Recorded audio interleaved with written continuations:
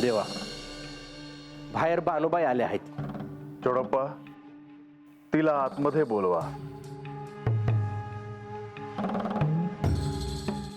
जी देवा.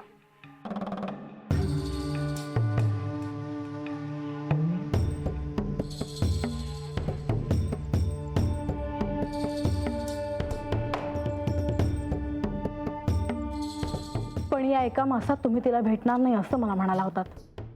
मग आता ती इथे कशी येते आहे? ही राजसभा आहे आणि ही भेट सर्वांसमक्ष होते आहे. आणि राजसभेत यायला कोणालाही मनाई नाही. पण एका अर्थी ती भेटायलाच येते आहे ना? ह्या क्षणी बानू एक प्रजेचा भाग आहे असं म्हणून मी तिच्याशी बोलेन. तेव्हा चिंता नसावी.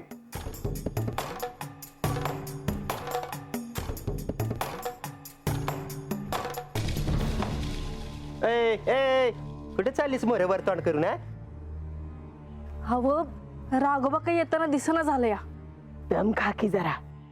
तुम्हासनी काय घाई झाली काय कळना मला. बानाई, तुम्हासनी आत बोलवलं आहे. खरं का काय? होय, समधी वाट बघत आहेत बघा. या.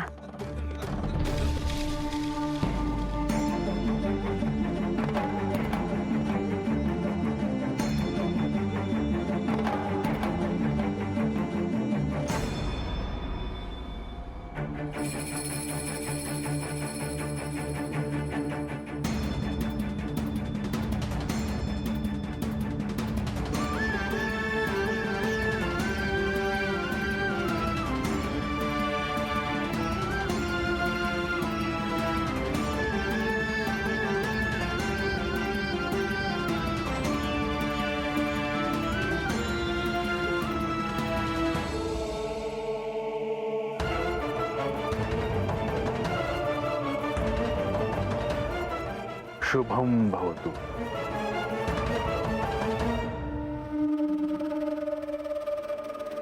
शुभम भवतु.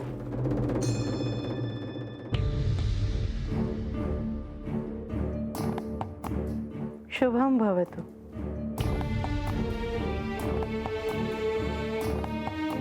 आता तिला सत्य कळावं म्हणून तुम्ही दोघं तिला सहाय्य करणार आहात का?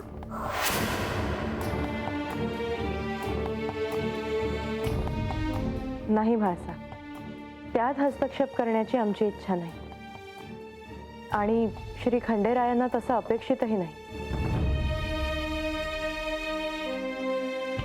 म्या हाता आले आहेत ते वरदानजी आणि लक्ष्मी देवी यांच्या पाया पडाय.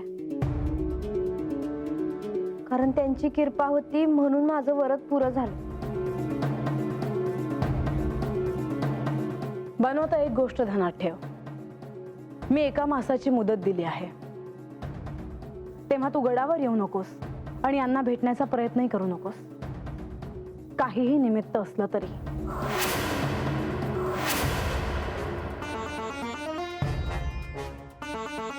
होय, मी हे ध्यानात ठेव. पर 1 मास झाल्यावर तरी मला देवासनी भेटता येईल ना? तू त्याचीच वाट बघ. जी, तुम्ही सांगाल तोवर मी देवांची भेट घ्याया वाट बघत. कारण माझी भक्ती आहे देवांवर आणि मला ठाव आहे माझी भक्ती बघून ते मला भेटत्यालच. काही दिवस थांबानो. या सगळ्याचा सोक्षमोक्ष मला लावायचा आहे आणि तो लावल्याशिवाय मी राहणार नाही.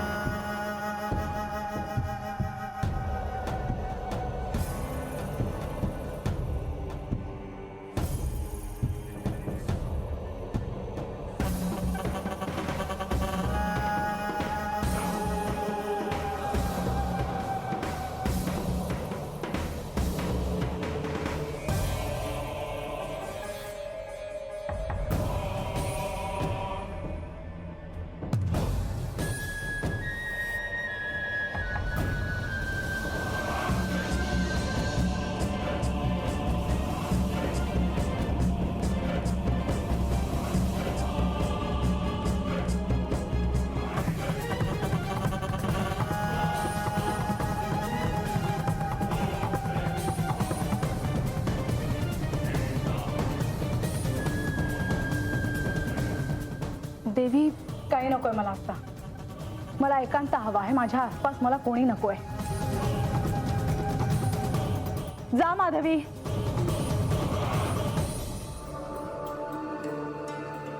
म्हाळसा ग, काय हे वागणं बरं दिसतं का?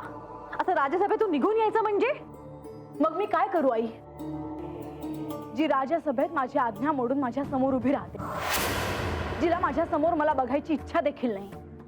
तिच्या तपाविषयी अभिमानाने सांगितलं जातं आणि ते मी पाहू. तू बरोबर आहेस म्हाळसा, पण तू या जेजुरीची साम्राज्ञी देखील आहेस. आणि आज जे काही घडलं त्याकडे तू जेजुरीची साम्राज्ञी म्हणून देखील पाहायला हवं होतं. हे तू बोलतेस आई, आणि याचं मला खरंच आश्चर्य वाटतं आहे. तू बदललीस आणि ते का कुणास ठाऊक. तुमच्या पोटी जिने जन्म घेतला आहे त्या प्रत्यक्षात श्री महादेवांच्या अर्धांगिनी श्री पार्वती देवी आहे. नाही म्हाळसा, मी तुला असं म्हणालेच नाही की तू चुकीची आहेस, तू अयोग्य आहेस. मला केवळ इतकंच तुला सांगायचं होतं की असं सर्वांसमक्ष तू राज्यसभेतून निघून येणं उचित नाही. नसेलही, पण ती हे सगळ्यांसमोर सांगत असताना माझा राग राग होत होता. खरं तर मला काय वाटतंय हे मला सगळ्यांना सांगायचं होतं. माझ्या मनाला काय यातना होत आहेत हे देखील मला सगळ्यांना सांगायचं होतं. पण नाही, मी माझ्या मनावर संयम ठेवला. म्हाळसा, म्हाळसा शांत हो बरं. आणि मी तिला सांगितलं होतं की 1 मास तू यांना भेटायचं नाही, पण तिने ते मान्य केलं नाही आणि आज ती यांना भेटायला आली. तुझा राग स्वाभाविक आहे म्हाळसा, पण परिस्थितीच अशी आहे की त्यावर पर्याय नाही. या साऱ्याचा मला त्रास व्हायला लागला आहे आई, आणि म्हणूनच कुठेतरी दूर निघून जावं असं वाटतंय. हे काय बोलतेस तू म्हाळसा? हो, मी खरं तेच सांगते आहे. मला असं वाटतंय की मी या सगळ्यापासून दूर जाऊ. हा विचार आता माझ्या मनात ठाम होतो आहे, आणि असं वाटतंय की लवकरच आता मी या निर्णयावर येईन. माझ्या आसपास मला आता कोणी नको आहे. मी निघून जाईन कुठेतरी अज्ञातवासात, एकटीच.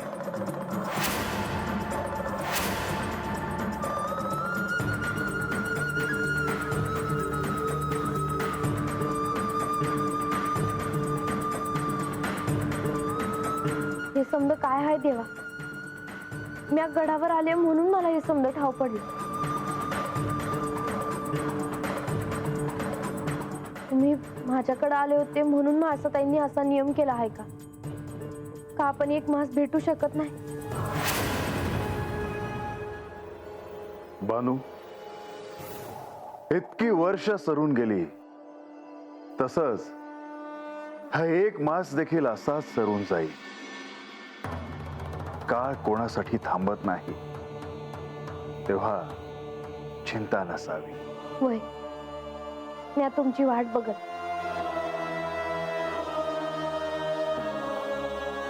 परिस्नुदेव आणि महालक्ष्मी देवींनी जी माझ्यावर कृपा केली ती मी कधी बी विसरणार नाही. बानू, ज्या माणसांवर तू प्रेम केलंस त्यांचे प्रश्न सुटले म्हणून तू आनंदी आहेस ना? होय जी, ह्या तर सुखात आहे. आता काय बी कमी नाही माझ्याकडे, तर तिथल्या माणसांसाठी काय बाय करावं अशी इच्छा होती माझी. ती तुमच्यामुळं पुरी झाली जी. बानू, तू ये आता. काही महत्वाचं असेल तर सेवकांकरवी संदेश पाठव. जी, येते मी.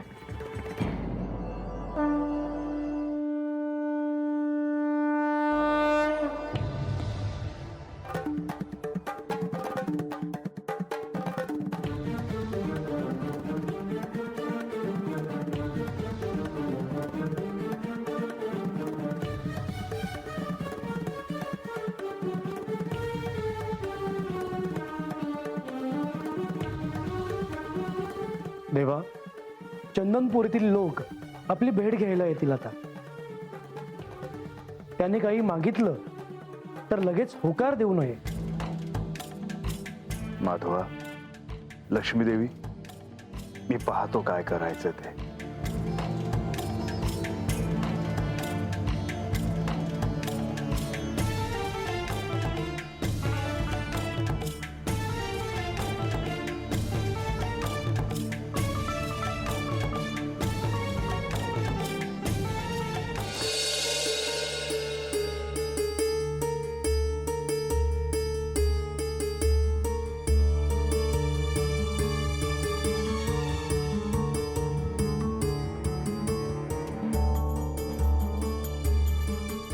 म्हाळसा, राज्यसभेतून निघून इथे असं आलेलं मला आवडलेलं नाही. मलाही सगळ्यांसमोर माझी जी शोभा झाली ते मला आवडलं नाही. मला असं वाटतं की तुम्ही दोघांनी बोलावं, आम्ही येतो. नाही, तुम्ही सर्वजण इथेच थांबा.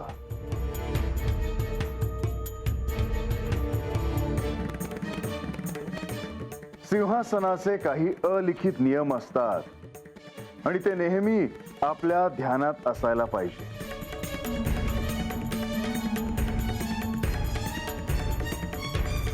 ते माझ्या ध्यानात आहेत आणि म्हणूनच आजवर मी माझे दायित्व पार पाडत आले आहे.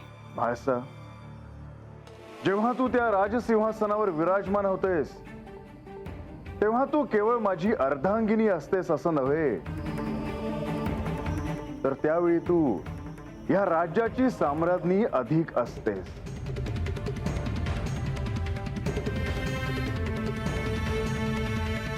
याचा अर्थ असा होत नाही की मी अर्धांगिनी म्हणून माझा अपमान सहन करावा.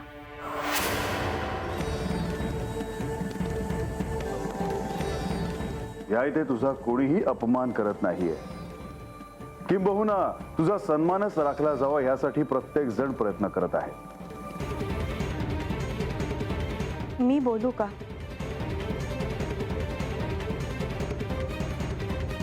म्हाळसा, आराध्य म्हणून भक्ताची इच्छा पूर्ण करणं हे देखील एक दायित्व आहे.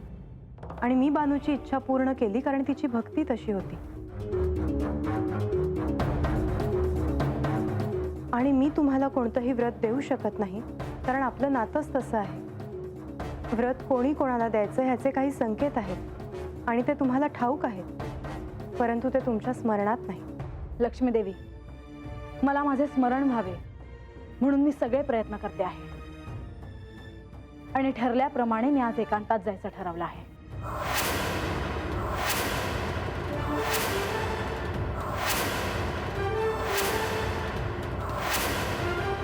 तू कुठे जाणार आहेस? कुठेही, जिथे मला कोणी दिसणार नाही आणि मला कोणी भेटणार नाही.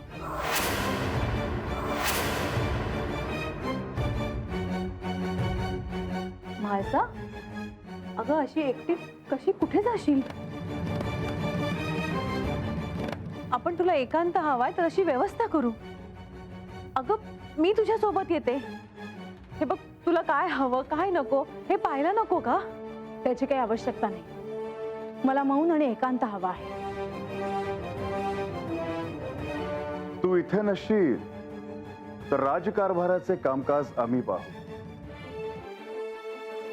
परंतु आख्यानाचा जो संकल्प आहे त्याचे काय करायचे?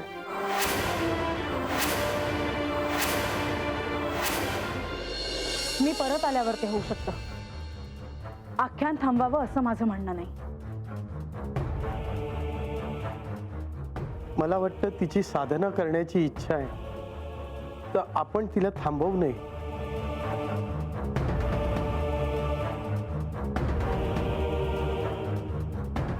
देवी, आपल्याला आम्ही असे वनात एकटे पाठवू शकत नाही.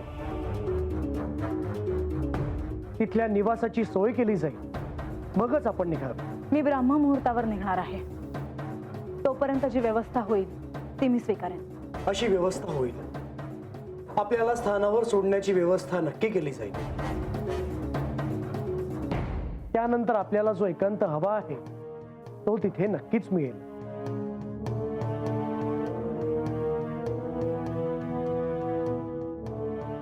म्हाळसा, तुला तुझ्या साधनेसाठी एकांत हवा आहे, ह्यासाठी मी तुला कधीही अडवणार नाही. ह्यातून तुला तुझ्या गतजन्माचे स्मरण होऊ शकते. परंतु मी तुला इतकंच सांगेन की ह्या साधनेत तुला तुझ्या क्रोधाचे विसर्जन करावे लागेल.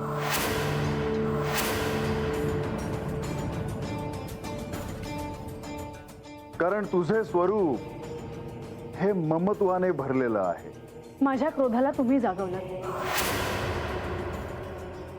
मी माझ्या आराध्यावर प्रेम केलं, माझ्या पतीवर प्रेम केलं, त्याचं कोणीतरी विभाजन केलं. त्याचं दुःख काय आहे हे केवळ म्हाळसाच जाणू शकते.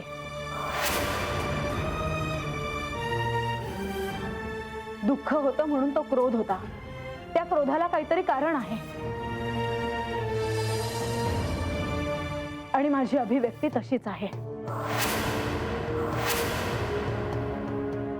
म्हाळसा, तू एकटी कशी राहणार?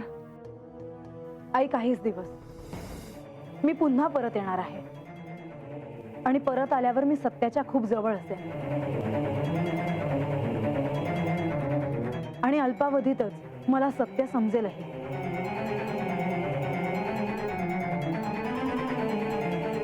आमच्या सदिच्छा तुमच्या सोबत आहेतच. देवी, आपल्याला काही सहाय्य हवे असेल तर आपण आमचे स्मरण करावे. बंधू म्हणून आम्ही उपस्थित राहू. मी येते. जाण्याआधी सगळी आभूषणं उतरवायची आहेत.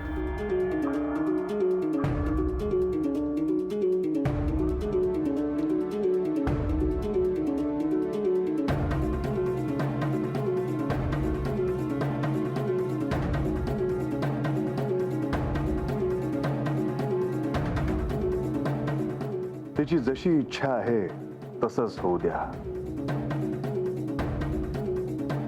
कारण ह्यातून शुभ तेच घडे. म्हाळसेने दृढ निश्चय केला आहे, हा शुभ संकेत आहे. आणि आज हे सर्व काही केवळ यासाठीच घडत असावं.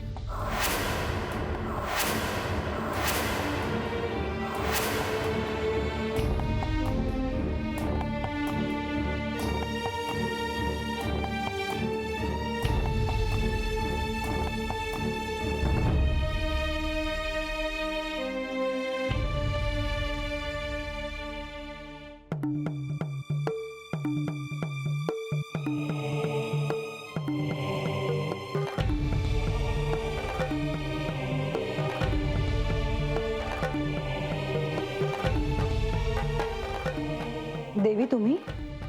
तू एकटी आहेस म्हटल्यावर मी येणार नाही असे कसे होईल? पण मी एकटी आहे हे तुम्हाला कसं कळलं? म्हाळसा, तू जेव्हा जेव्हा एकटी असतेस, एकांतात शांत असतेस, तेव्हा तेव्हा मला जाणवते आणि मग मी येते. मला एकांत हवा आहे आणि मी इथून निघून जाणार आहे. ते तुम्हाला कळलं का? होय, आणि तो तर तुला मिळेलच. मात्र ही अंतिम संधी आहे असे समज. तुला जे हवे आहे ते प्राप्त केल्याशिवाय तू परत येऊ नकोस.